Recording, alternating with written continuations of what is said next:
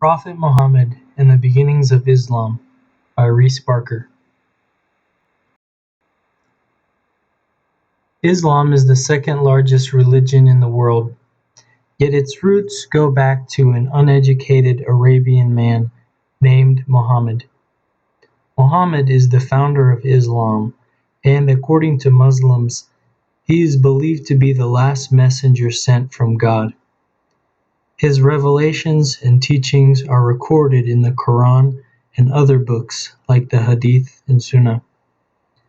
This presentation will look at how Muhammad is viewed by Muslims, his early life and marriage, his revelations and preaching, and finally, his religious and political leadership.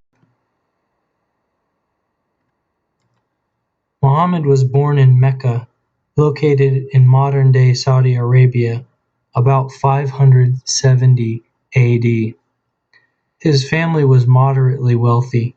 However, 6 months before he was born, his father died, and unfortunately, at the age of 6, his mother also died, leaving Muhammad a poor orphan. He was taken in by his grandparents and later his uncle, whom he worked with in managing a trading caravan.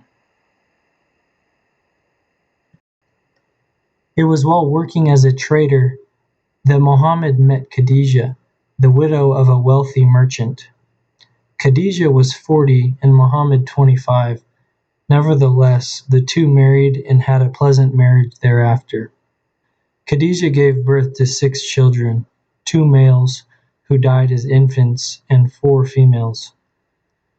Because of Khadija's wealth, the family was well off, and it was after his marriage that Muhammad began to be very contemplative and prayerful. It was in 610 AD that Muhammad had his first revelation.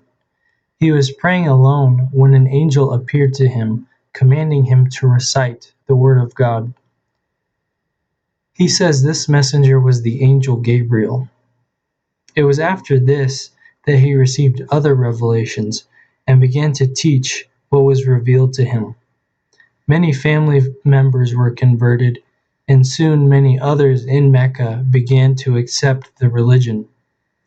But this time was not without opposition, as many in Mecca began to heavily persecute Muhammad and his followers. The persecution became so intense in Mecca that Muhammad and his followers left for Medina, a town located north of Mecca. Medina provided a reprieve from persecution, and soon an Islamic society developed in the city. In Medina, Muhammad was not only a prophet, but also a lawmaker and a judge. Muhammad wrote the constitution for the city of Medina, and the living conditions that existed there are viewed by many Muslims as the ideal Islamic society. However, Meccan persecution continued, which led to many battles between Muslims and those from Mecca. After many years and battles, the persecutors from Mecca were defeated, and Muhammad and his followers returned to the city of his birth. Soon many in Mecca converted to Islam, and now Mecca is Islam's holiest city. Muhammad died shortly after returning to his hometown, but the religion and its influence continued to grow. In conclusion, Muhammad founded the religion of Islam, and according to the religion's adherents, he was the last messenger that God sent. After marrying Khadija, Muhammad achieved material wealth and happiness, then began to receive revelations.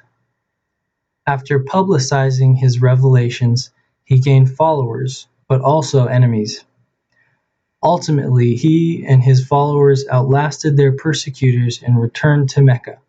From there, Islam has spread.